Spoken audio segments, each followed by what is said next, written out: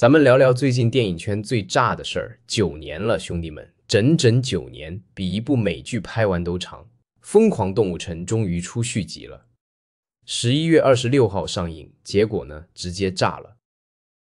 先說票房吧，這數字真的有點嚇人。截至12月4日，內地票房已經突破22億，而且這還沒算完。更誇張的是什麼？上映首日就拿下2.13億，直接登頂中國影史進口動畫電影單日票房冠軍。你想想，第一部當年也才15.4億，現在第二部才上映幾天就把前作超了。最離譜的是11月29號那天，單日票房突破7億，超過《復聯4》，成為中國內地影史進口片單日票房冠軍。要知道，《復聯4》那可是全球現象級的電影啊，漫威宇宙的終局之戰，結果被一部動畫片給超了。而且這還是個工作日，不是周末，也不是節假日。貓眼那邊已經把預測票房調到42億多了，如果真達到這個數字，那就是進口片在中國的新王者了。全球範圍來看也很猛，全球票房達到6.17億美元，中國市場貢獻了大頭。首周中國票房2.74億美元，北美才1.56億，中國貢獻了全球首周票房的 49.2%。這下好萊塢那邊都傻眼了，外媒都在報道說這遠超他們對中國市場的預期。要知道這幾年好萊塢電影在中國基本都是半死不活的狀態，侏羅紀世界今年才5.67億，跟當年的輝煌沒法比。所以瘋狂動物城2這個成績真的把好萊塢那些人嚇到了。口碑方面呢也還不錯，豆瓣開分 8.7， 雖然比第一部的 9.3 分低了點，但也算是高分了。貓眼上 9.7 分，20萬觀眾打分，爛番茄那邊新鮮度 93%， 專業影評人也給了好評。觀眾普遍說畫面更精緻了，技術升級明顯。相比第一部渲染精度提升，新增80個場景，76種動物物種，單鏡頭能實現5萬只動物同框。有些場景的極寒霧氣，每一帧渲染要120小時。9年時間，技術進步確實大。不過也有人挑毛病，有些影評說劇情沒第一部那麼驚豔，節奏也沒那麼完美。第一部當年是講種族偏見的，很有深度。第二部雖然繼續探討社會議題，但有人覺得沒那麼出彩了。還有就是狐狸和兔子的關係處理，有粉絲不太滿意，覺得2個角色的化學反應沒第一部那麼好。但總體來說，大部分觀眾還是買賬的，畢竟等了9年，能看到續集就已經很開心了。故事講的是動物城100年慶典，然後來了一條蛇叫蓋瑞，這條蛇是爬行動物。要知道動物城之前都是哺乳動物的天下，蛇的出現就引發了一堆事兒，涉及到動物城的黑歷史，什麼氣候牆是誰建的，爬行動物為啥被驅逐之類的。朱迪和尼克為了查案，跑到動物城那些沒去過的偏遠地區，什麼冰川鎮、沼澤市場，都是新場景。查着查着發現事情不簡單，最後居然幫蛇跑路了，自己也成了通缉犯。關繼威給蛇配的音，這個選角挺有意思的。蛇這個形象在華人文化裡，今年還是蛇年，所以宣傳上也是往這個方向走的。整個東亞和東南亞市場的海報都很有春節味兒。而且據說這條蛇設定是10米長的蝰蛇，這個尺寸對蛇來說已經很誇張了。配音這事兒就比較熱鬧了，英文原版該回來的都回来了，金尼弗·古德溫繼續配朱迪·傑森，貝特曼繼續配尼克。中文版呢，季冠霖和張震也繼續配主角，這倆人第一部就是他們配的，聲音已經深入人心了。問題出在新角色上，大鵬配蛇蓋瑞，費翔配馬市長，金晨配李寶，王安宇配山貓。這個陣容一公布，網上就炸了。很多人覺得明星來配音是搶專業配音演員的飯碗，而且這些明星自己拍戲都要後期配音，轉頭又來給動畫配音，這不是很矛盾嗎？更讓人不爽的是，宣傳海報，明星的照片佔據 C 位，動畫角色反而成了背景。電影票跟上明星寫真是稀有款，動畫角色是普通款，這就有點過分了吧？觀眾是來看動物城的，不是來看明星的。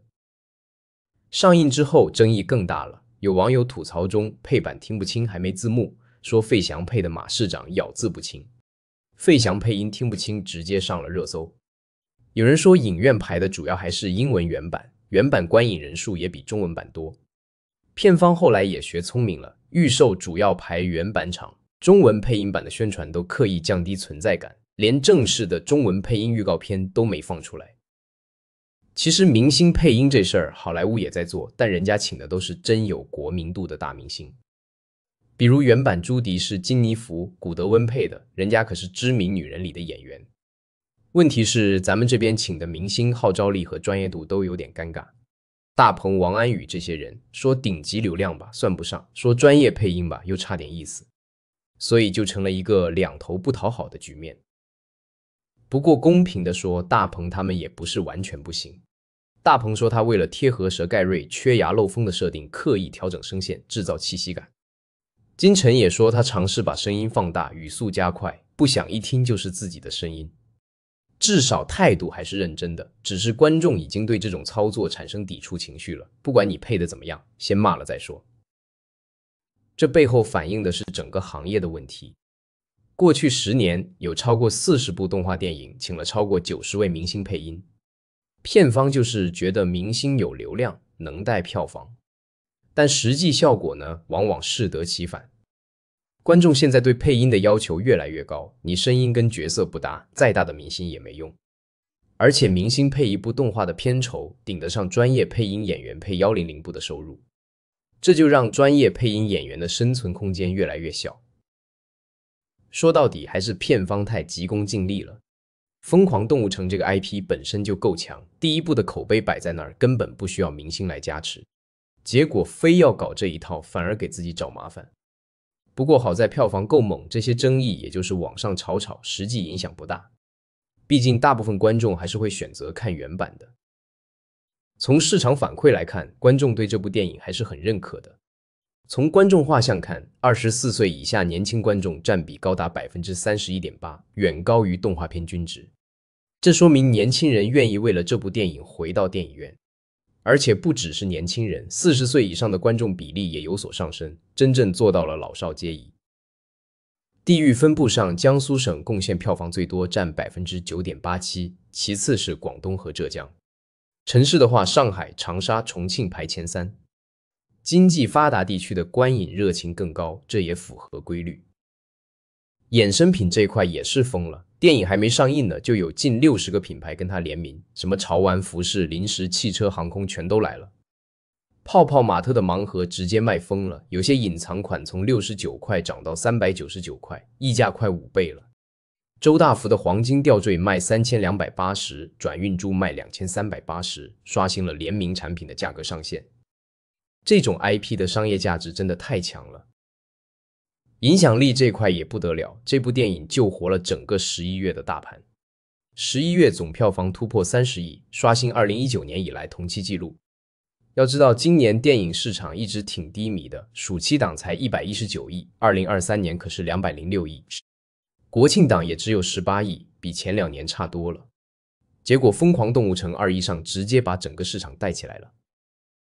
現在大家最關心的就是最終票房能到多少。按照貓眼的預測，42億是有可能的。如果真能達到，那就超過復聯4的42.3億，成為中國進口片總冠軍。全球票房那邊有機構預測能衝擊20億美元，也就是140多億人民幣。這個數字如果實現了，那就是動畫電影的新紀錄了。不管怎麼說，《瘋狂動物城2》的成功是毋庸置疑的。9年的等待沒有白費，迪士尼這次真的交出了一份讓觀眾滿意的答卷。雖然有配音爭議，雖然口碑不如第一部，但票房就是硬道理。而且片尾還有彩蛋，一根羽毛飄到朱迪窗台上，暗示第3部會有鳥類角色登場。看來動物城的傳奇還要繼續下去，只希望下次別再等9年了。